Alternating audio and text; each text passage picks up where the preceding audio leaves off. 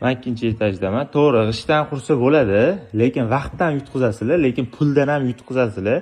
Biz ham shu yo'nalish bo'yicha ancha yildan beri ishlaymiz. Taxtadan ham, g'ishdan ham uy qurib ko'rganlarni ko'rdik, lekin bunaqa narx $250 ichiga mana shunaqa holatda topshiramiz biz klientga.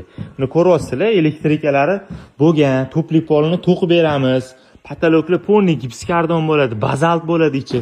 Mana shu nol holatda, shu malyarkaga tayyor, uni shpatlyovka uradi, bitta bo'ldi. Ustidan shuni aboy qo'yasiz yoki rang sepib turasiz, tashqi eshiklarni qo'yasiz, to'pli polis tayyor, tarkitingizni qilasiz, bo'ldi, kirib yashaysiz. $250 dan g'ishdan shunaqa uy qurib olasizlarmi? Shuni ham bitta hisobini olinglar. Keyin bizni bu yerda 360 kvadrat qurganmiz, ko'ryapsizlar kattaligini. 360 kvadratda 3 kishi 3 oyda mana shu holatga keltirdik, 3 oyda.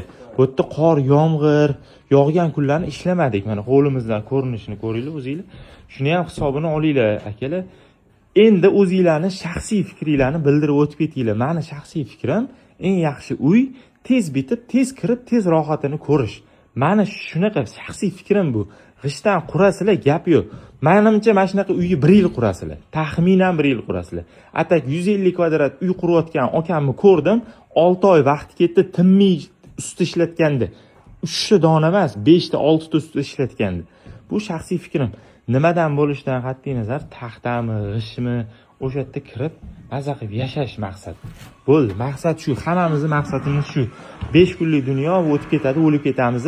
Sen taxtali uyda yashadingmi, g'ishli uyda yashadingmi, hech qanaqa u savol-javobda u narsa bo'lmaydi. Lekin 100 yil yashaydigandek qilib quramiz uyni, bu eng katta xatolarimizdan bittasi. Undan ko'ra shu ortgan pulga boshqa narsa ishlarimizni yoki boshqalarga yaxshilik qilish, boshqa narsalarni qilganimiz yaxshi emasmi? Bu meni shaxsiy fikrim. Yana bir marta aytayapman. O'zingizlarning fikringizni kommentariyada yozib qoldiringlar akalar. Hammaga rahmat, charchab qolmanglar.